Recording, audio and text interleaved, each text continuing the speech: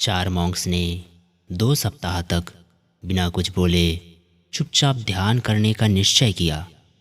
उन्होंने अपने इस अभ्यास के प्रतीक के रूप में एक मोमबत्ती जलाई, जो कि उन्हें हर वक्त यह याद दिलाते रहे कि उन्हें बिना कुछ बोले बस ध्यान करना है। इसके बाद उन चारों मॉन्क्स ने ध्यान करना शुरू किया।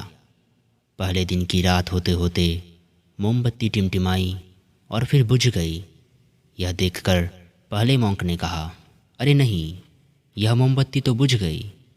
यह देखकर दूसरे मॉन्क ने कहा, हमें बात नहीं करनी चाहिए, हमने कुछ भी ना बोलने की कसम खाई थी। तीसरे मॉन्क ने कहा, तुम दोनों को बोलने की क्या ज़रूरत थी।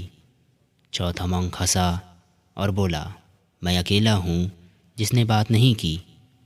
दोस्तों, उन सभी के बोलने के अपने अलग अलग कारण थे, लेकिन चारों में से प्रत्येक ने बिना कुछ सोचे तुरंत ही अपने विचार रख दिए। उनमें से किसी ने भी स्थिति को सुधारने का प्रयास नहीं किया। उसी आश्रम में उन चारों के अलावा एक बूढ़ा बुद्धिमान मॉन्क भी था।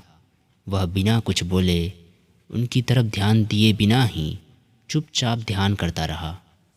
इस तरह से उस बुद्धिमान मॉन्क ने बिना एक शब्द बोले उन चारों को ही उनकी गलती का एहसास करा दिया, जो कि वो चारों बोलकर भी ना कर पाएं।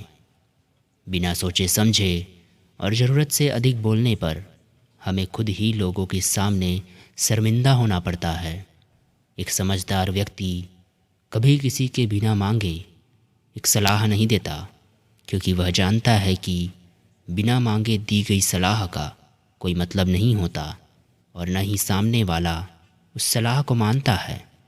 लेकिन आजकल लोगों ने अपने परेशानी बताई नहीं कि हम उन्हें सलाह देना शुरू कर देते हैं। अधिकतर मामलों में जब कोई हमें अपनी परेशानी बता रहा होता है तो वह कोई समाधान नहीं सुनना चाहते, बल्कि वे तो सिर्फ यह चाहते हैं कि हम उनके बातों को ध्यान से सुन लें, और इससे उन्हें कुछ समय के लिए शांति महसूस होती है। क्योंकि हम उन्हें जो सलाह देंगे ये उन्हें भी पता है। हर इंसान को पता होता है कि क्या सही है और क्या गलत है। इसलिए जब अगली बार हमसे कोई अपनी परेशानी साझा करे तो हमें बस उनकी बातों को ध्यान से सुनना चाहिए।